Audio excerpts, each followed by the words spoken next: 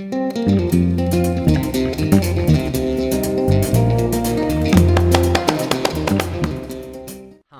I'm Andrew Thorpe from Mojo Your Business, helping leaders and organisations to communicate better through stories. Now, I'm a regular consumer of TED Talks, and when I watched a wonderful talk from TED New York recently by Tania Luna, I really wanted to find out more. With her sister, Tania founded a company called Surprise Industries, dedicated to providing surprise experiences. With a background in psychology, Tania helps individuals and corporate teams to thrive and bond in uncertain circumstances.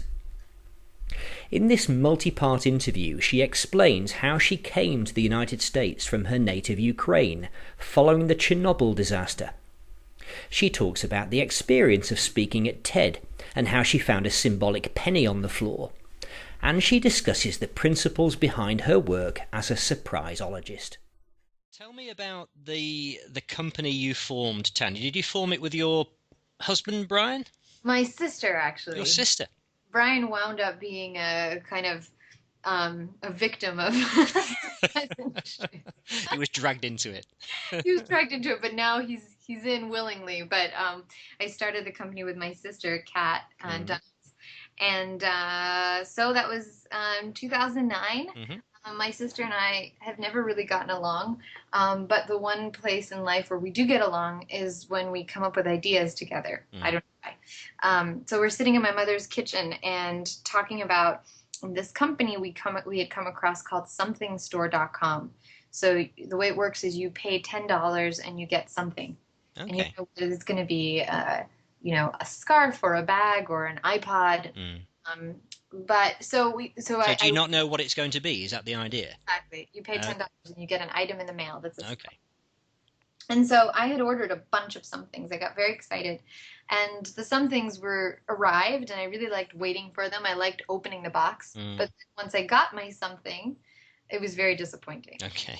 So we were just kind of throwing around ideas, and we said, what if you could surprise yourself, but instead of doing it with an item, you could do it with an experience. My sister's a sign language interpreter, and the way her work worked was that she would show up and they would tell her where she was going that same day. It could be a funeral, it could be a physics lecture, it could be a wedding, it could be a hospital. So in many ways, that's what her life was like. She just had to go with the flow and really be willing to experience anything. And I, at the time, was working in organizational development. And my background is in psychology. I also teach psychology. And so I was also, thinking about how people learn through experiences.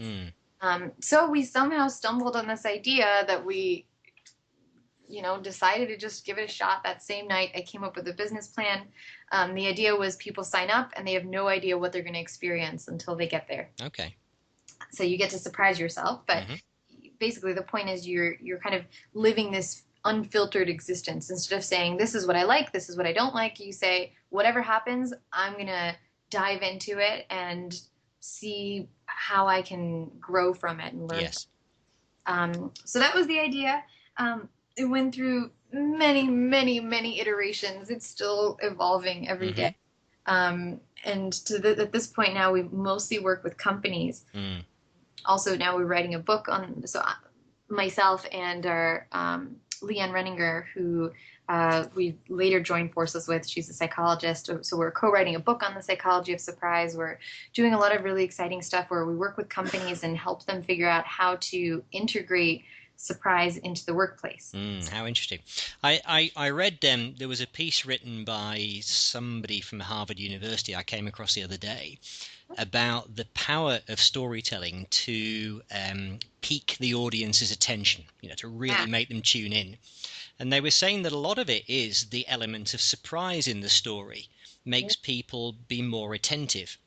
There are little unexpected twists and turns and turning points, which engages people much more emotionally with all of their senses to the storyteller.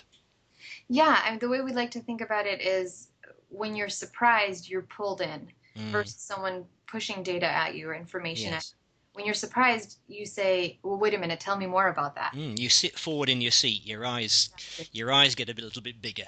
But Exactly. people, I think, who are, if you dump a load of data on people, they become desensitized. Exactly. Yeah. So I think about it in two ways when it comes to storytelling. I mean, first of all, you say something, you give a little nugget that's Mm, unexpected right mm, off the bat, and that gets that lean in response.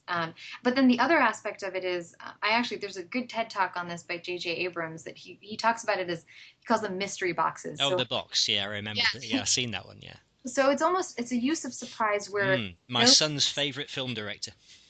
Oh, really. he loves. Yes, he's 14 and he just loves the movies and he really likes J.J. Abrams.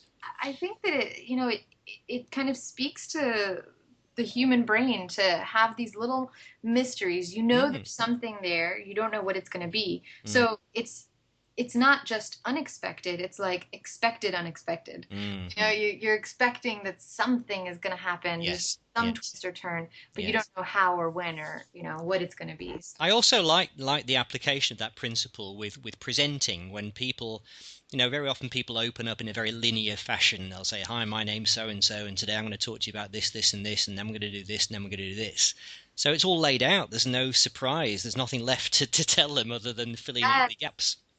But I yes, and love it when people start abruptly, with maybe an experience or something that absolutely. happened to them when they walked in, because the audience is intrigued, they're interested, but they're thinking, why is she telling me this? But that's good. I think that's a great place to have them.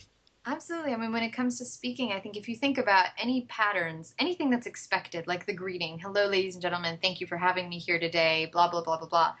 As soon as the way our brains work is when they see or hear or feel something expected and predictable, Mm, they tune out. yes, It's almost like this neurological blindness because our yes. brains figure, I don't need to take this in, I already know it. Mm, When there's something new, it's a completely different neural response. So your brain has to pay attention. You can't mm. help but pay attention if you can't make sense of But something. I there's mean, such a fear, though, isn't there, in the corporate world of saying something new or attention grabbing, because it's putting your head above the parapet. It's vulnerable. yeah, and it's justifiable. I understand where it's coming from because to try something different and surprising is truly taking a risk. It's a social risk, and I guess you just have to ask yourself, am I willing to take a risk and really make an impact, Mm, or do I want to do something that probably won't be remembered and mm. make an impact? If you're up there, I figure you're already taking a risk. Why not just go all out and Sure. take that risk all the way? Sure. But so why, here's a direct question for you, Tanya. Why do companies hire you? What are they looking to achieve? What's the issue they feel they have that needs your service? Yeah, well, it's a few things. I think one is companies come to us when they're not having as much fun anymore. I think fun in the workplace these days is being taken more and more seriously. So It's a nice, what do you call it, an oxymoron. yeah, but it's we've come to a place in many countries that are doing well where people expect to find work meaningful. Mm, They expect to actually be valued and enjoy work and feel excited about work. And so, one pretty simple problem, well, I don't know if it's a simple problem, but one problem that we solve is helping bring back meaning and fun and spontaneity into the workplace. I think the more complicated problem that we solve is when people come to us and say, we want our people to get better at handling surprise. How mm, do we become explorers in our work? We mm. can't, there's no roadmap for what we're doing. We can't tell our people what to do.